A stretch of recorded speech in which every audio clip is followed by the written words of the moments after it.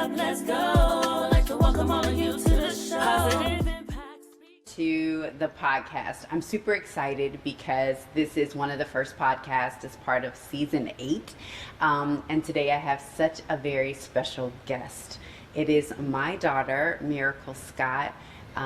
She is 17 years old now and applying for colleges, and she is a model, and she is just an incredible human. I say this all the time. Anyone can ask you. I always say, if she wasn't my daughter, she would be my friend, because she is just an incredible human. So help me welcome my daughter, Miracle Scott, to the podcast. Hi, everybody. You are so funny. Thank you so much, Miracle, for being on. I think for me, this season is so much about life's transitions. Yeah. And we had a really big transition over this last summer and half a year. And so let's just jump into the podcast. So first, I ask every guest, and you are a house guest. So what are you grateful for in this moment? In this moment, I am grateful for you, I would say. I'm very proud of you for doing your podcast, relaunching it. I know you work very hard for it, and this is something that you really have a heart for. So I'm very proud of you, and I'm grateful for that. Thank you. I appreciate that. So let's jump in. When we decided to move to California, like, what was that like? You know, like Daddy came home and it was kind of like, hey guys, what do you think about moving to California this summer? The summer of going into your senior year.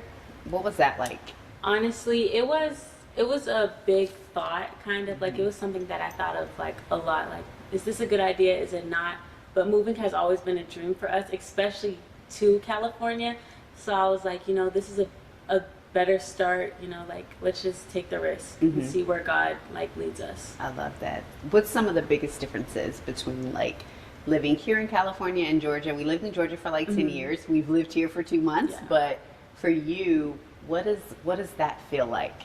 Well, I would say the biggest difference is like, I don't know, like I said before, it is something new. So I can kind of like be free more. I feel like there are differences in like scenery and stuff, like in Georgia you don't drive by and see mountains or palm trees and stuff like that.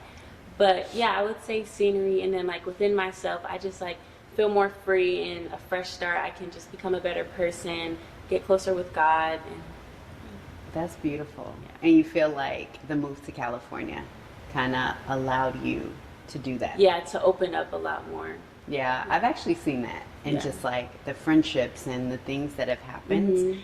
I will say this, and I know we told you this, is that when we were talking about moving, and Daddy and I were making all the plans, and one time Daddy was kind of having his devotion time, and the Lord says, this isn't about you all, meaning me and Daddy, it's about you and Maddox. And I believe that the reason for that is because, all your life, Daddy and I have pastored a church. And so for all of you all that don't know, my husband and I have been senior pastors for almost about 12 years.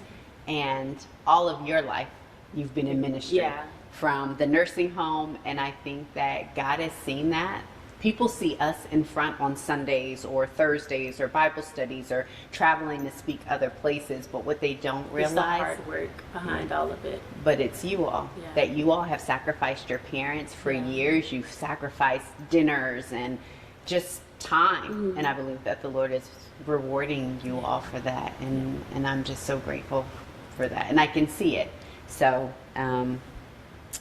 for you, how has the move affected your friendships and like your social life and all of those things that matter to a 17-year-old? I think it's affected in like a really good way. Like, I do go out more. I think I have good friendships right now. Like, we don't just like, lay around. We go out, be productive, do stuff. So it's definitely changed my life in an amazing way. Really? Yeah. So leaving though, you left some friendships, right? So how was that transition? I think holding two things, the excitement of moving to California and also knowing, wow, there's friendships that I'm leaving, there's people that I'm leaving, there's, you know. family? Leaving, it was a big change, obviously, but I think I adjusted well. I do miss my family. I do miss friends that I have there, but you know, everything, this was all for the good. So I think the good outweighs the bad more so. So I do miss it sometimes, but I'm happy where I am right now. Yeah. So I don't know if you know this, you probably do, but 7, that number is so important because it is the number of completion, kind of this number of perfection. So 7 years ago, March 30th, 2017 was the first time we ever came here. The first time that we came, yes, it was the first time that we ever came here. And I remember coming here, and you remember when we were at the Santa Monica Promenade, and Maddox is like dancing, and he was like, and you like opened up, and you were like, I mean, just, you were more, you've always been creative, and you've always been fashionable and loved fashion. But I felt like when you were here, that first time, it made me and Daddy look at each other and say, wow, this place does something to our children. So fast forward, 2024, 7 years. Did I say 2017? 17, yeah. 2024, March 30th was the same date. So we were on a plane landing the very first time. And when we were coming to solidify the house was March 30th, 2024. So it's like, you know, full circle. So thinking about that, what are some things that you have found here in California that have become like a staple in your life, or places that you visited and things that you've done kind of with your friends? And I would say the beach. I never really realized how much I enjoyed the beach because we never really had one. But now, like, going out to the beach more, it's like, wow, this is really nice, and you can really like enjoy it, and like just the peacefulness and calmness and stuff. The beach, definitely. The beach, definitely. What about Erewhon? Oh yeah, Erewhon is amazing. I love it. That place is like really expensive. Really, but it's good. It's good. It is good. I can't lie. It really, really is good. So I want to ask, what do you miss the most about Georgia? I would say the comfort maybe a little bit, just because I was used to living there. So living here, it's like I'm halfway comfortable, but not all the way. In Georgia, I was it kind of did just feel like home, you know, because I was there for so long. So I'm still kind of trying to get that feeling here, but just the comfort feeling of it. I love that. Can I go back to something you said? I don't know, because it's on my mind. Freedom. I love that word. We use that word a lot.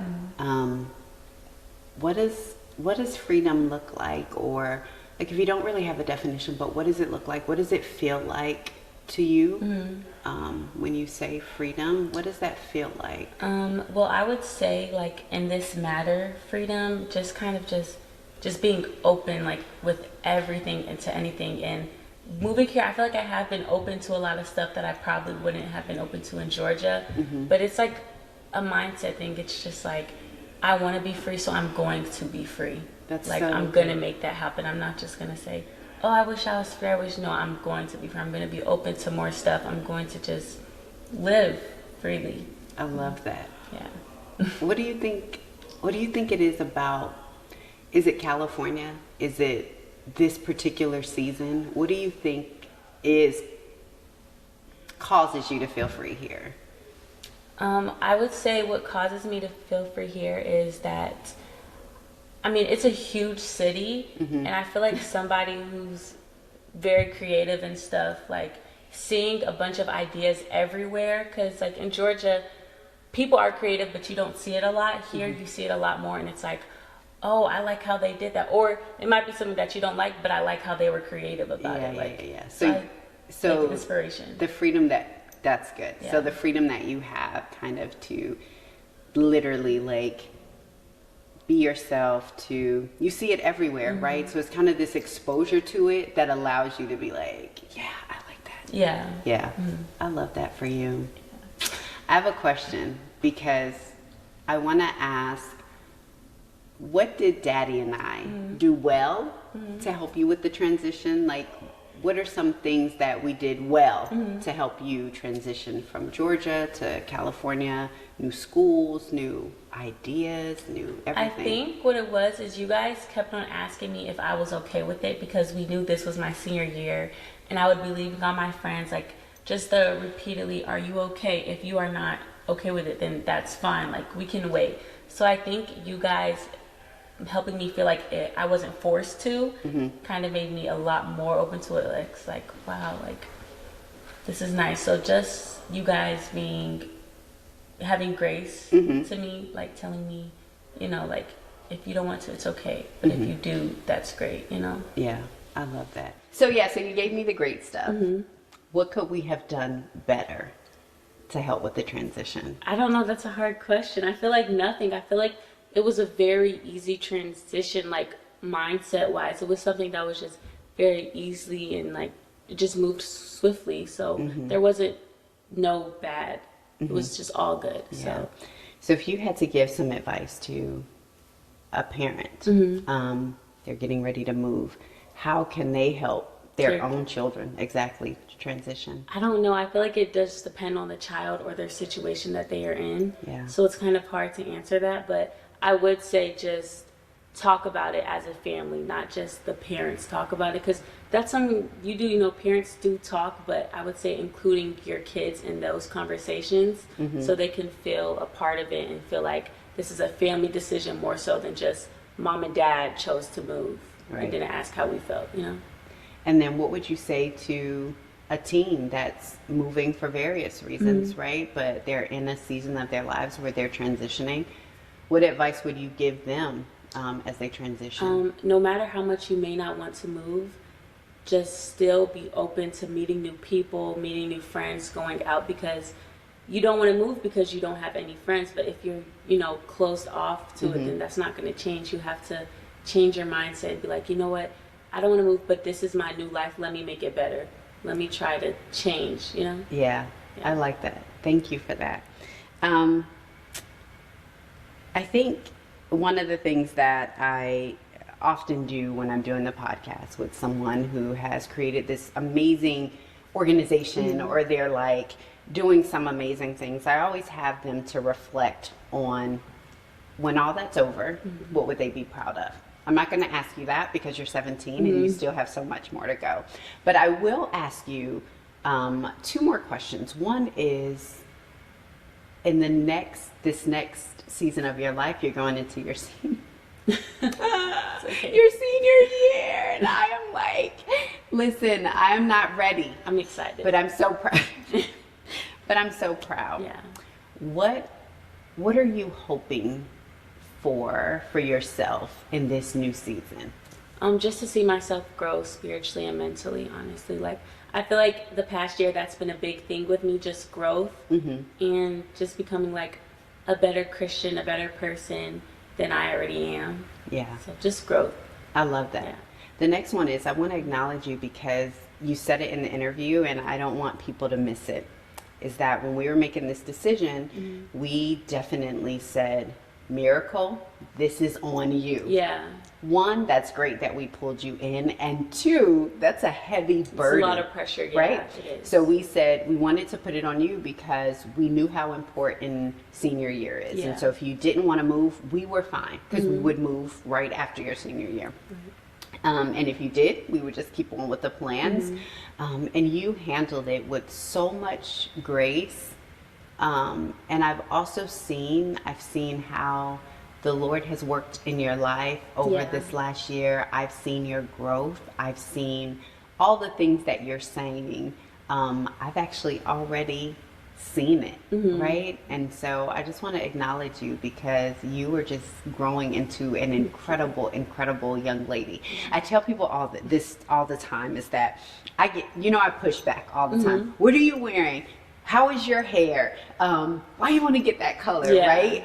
Because at your age, I was kind of in the box. I didn't go out of the box. Nothing. It was like, okay, this is what I'm supposed to do. This is how I do it. Yeah. This is how it's supposed to be. And you inspire me so much to come out of that box, watching you and watching your life. Yeah. And my prayer is that people on the other end that watch your life, that watch you in fashion, that watch you in business, whatever it is that you do, is that it would inspire people to really dig into their God-given talent. And the funny thing is that 3 years old, we walk into a Gap and she tells the manager, she's looking at this mannequin, and it's like, it's dressed, they've dressed the mannequin, they're done. And she just like casually says, oh, you should put a denim jacket on that mannequin. Do you remember that? I don't We remember were in the that, Burlington but Mall. I've heard the story. Yes, we were in the Burlington Mall in Massachusetts. And the lady comes over and she's like, she's actually right, you know? And so you having that eye and continually down that road and knowing what you wanted at such a young age, that is my prayer, is that people who watch you, who hear your stories, that it causes them to go after their dreams, even if their dreams don't look like what their parents want them to, right? Because I would have never maybe picked fashion for you or whatever it is, but you kept doing what you felt your heart was calling you to do, and so I just want to acknowledge you for that. And I do want you to think about the last year of growth for yourself. What are you most proud of? That's a really good question. You can take some moments to think about it. What I'm most proud of in myself is getting closer to God, definitely. I feel like I lean on him a lot for like a lot of things. And I wouldn't say I didn't in the past, but just not as much. So I've definitely spent more time just leaning on God and just praying that he like makes a way and stuff and just brings me comfort. I love that. That's definitely my biggest thing. Yeah. I love that.